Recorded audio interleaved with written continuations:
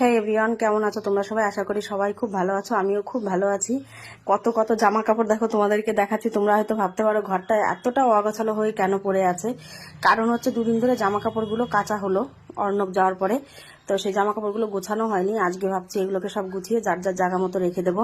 আর সব থেকে বড় কথা হচ্ছে আমার যে মেশিনটা ছিল, মেশিনটা খারাপ হয়ে গেছিলো, 2 মাসের মতো হয়ে গেল, তো মেশিনটা ঠিক হয়নি। একটা নতুন মেশিন অর্ণবের বার্থডেতে আমরা নিয়েছি, সেটা তোমাদের সঙ্গে শেয়ার করা হয়নি। তো চলো তোমাদেরকে একটু মেশিনটা দেখিয়ে দিই। এই হচ্ছে অর্ণবের বার্থডে গিফট, যেটা অর্ণবের কথা মতোই আনা হয়েছে। অর্ণব বলছে, মা বাড়িতে আমাদের সবার যেটা প্রয়োজন, যেটা দরকার, সেটা হচ্ছে তুমি নিয়ে এসো। আমার তো সেরকম গিফটের প্রয়োজন নেই, কারণ আমি গিফট দিলে আমি ব্যবহার করতে পারবো না। কারণ তোমরা সবাই জানো অর্ণব হোস্টেলে থাকে, সেখানে সেরকম কোনো গিফট ব্যবহার করতে দেয় না, বা ওকে দিলেও সেটা বাড়িতে রেখেই যাবে। তো বলছে, মা যেটা দরকার সেটাই নাও। তো মেশিন আমার আগেও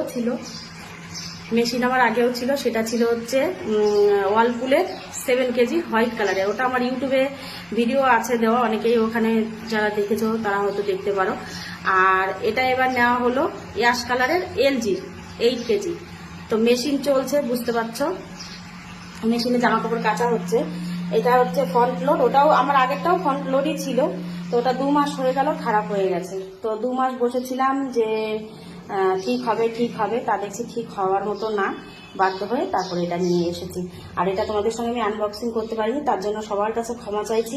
এটা 4 তারিখে নেওয়া হয়েছে, অর্ণবের বার্থডে ছিল 5 তারিখে। আর এটা যেদিন মেকার এসেছিল লাগাতে, সেদিনও আমি তোমাদের সঙ্গে শেয়ার করতে পারিনি।